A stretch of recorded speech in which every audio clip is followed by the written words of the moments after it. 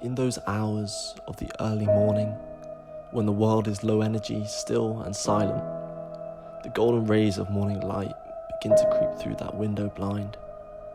Alone, except for the occasional tweets of the birds carried along the brisk morning breeze.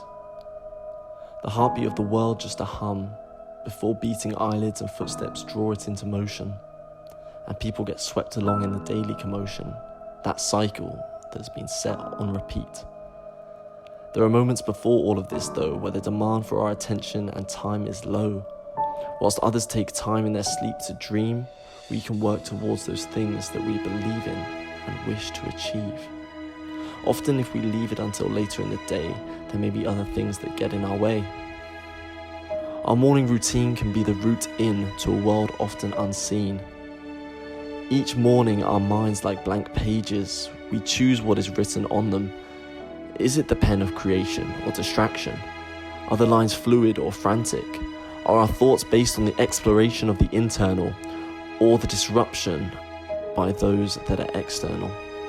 Avoiding emails, messages and notifications at this time can help us to be single-minded and focused on those things that help us to grow and develop. Take some time for yourself tomorrow to set the direction for your day, even if it's just 5 minutes, to expand your limits. How do you start your morning? For most people, the morning's a formality before work. We go through the same cycle, the same routine. We wake up, roll over, turn off our alarm, maybe hit that snooze button, pick up our phone, spend 5 to 10 minutes scrolling through it. We get out of bed, have a shower, get changed, have breakfast and head to work. But is there more to our mornings? The mornings can be such a powerful and productive time. There are fewer things to do, fewer people after us trying to occupy our time.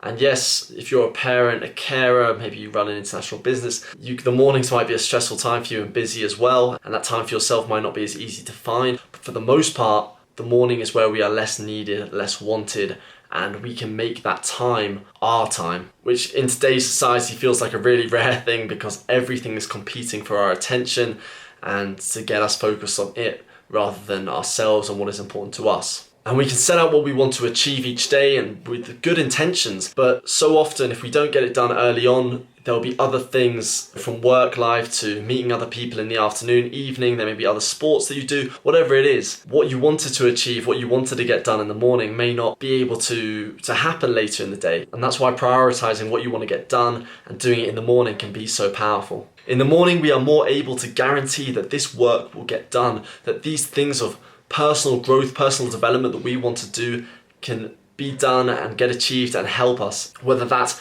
exercise, yoga, meditation, reading, writing, drawing, whatever it is, we can put that at the focus of our mornings and aim to get it done and get the benefits from that practice. And when we complete these things, when we do them, it helps us feel productive. We have achieved something first thing in the morning, and there's a sense of accomplishment. We have either gained some knowledge, whether it's reading, we've expressed some emotions, we have reflected on our own emotions, we've moved, we've done something productive, and that accomplishment can then be taken and used as momentum into the rest of the day, and it will help us to be more productive in everything else that we do. And obviously, the earlier we wake up in the morning, the more time we have to be productive in these things that we want to achieve. And I think it's easy for many of us to feel that we don't have enough time. Obviously each person is different, but don't think that you need to spend an hour in the morning to make it productive or to do something. It can literally be 5 minutes, 10 minutes, 20 minutes, whatever you can make, whatever space in your day that you can make to do something that is important to you. That is all it takes to start the journey towards that goal that you are trying to reach, or that personal improvement or growth that you are trying to achieve. And this is your time to grow. You can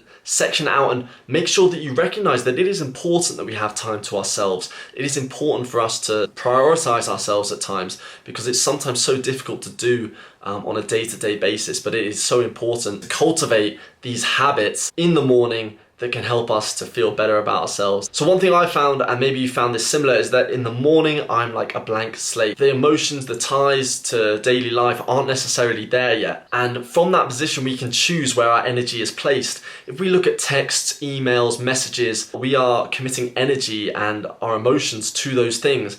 If suddenly we're having to think about how will I respond to that, when will I respond to it, what will their response be. We will play this out subconsciously whether we realise it or not. Whereas if we choose to redirect that and not look at those things and maybe put it into our writing or our reading or our meditation, we then have our full energy and focus in those things before we then have to lead to those other things that may be less important for us. So we can focus on what is most important to us and what we will derive the most benefit for ourselves in this time that we are carving out. So why not commit just 5 minutes tomorrow morning to do something that you are passionate about, that you believe in, that will develop you personally. It can be anything. It can be writing, poetry, reading, exercise, whatever it is. Commit those 5 minutes, or if you can longer, to yourself. It is your time. It is the time where you can personally grow, where you can develop into and do the things that are important for you. And I think we all deserve that time, and we need that time because we spend most of our time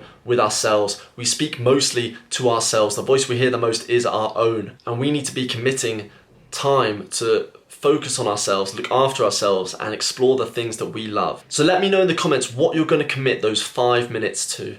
What's one thing that you really want to get exploring in 2020? Start tomorrow. Don't think about, next week I'll start this. Start tomorrow. For me, it's been meditation and cold showers. Those are the cornerstones of my morning.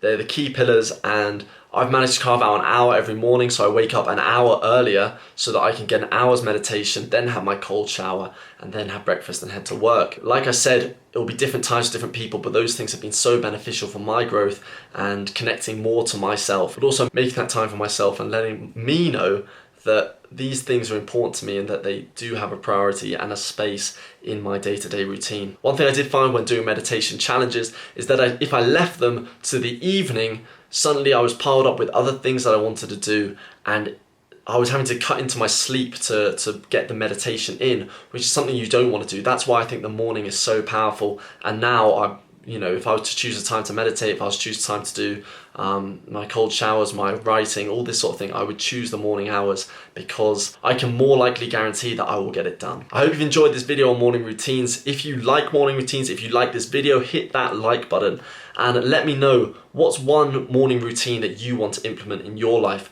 Let me know down in the comments. I would love to see. For me, like I said, meditation, cold showers. I think maybe a bit of writing I'd like to get in there, maybe a bit of reading. But start tomorrow.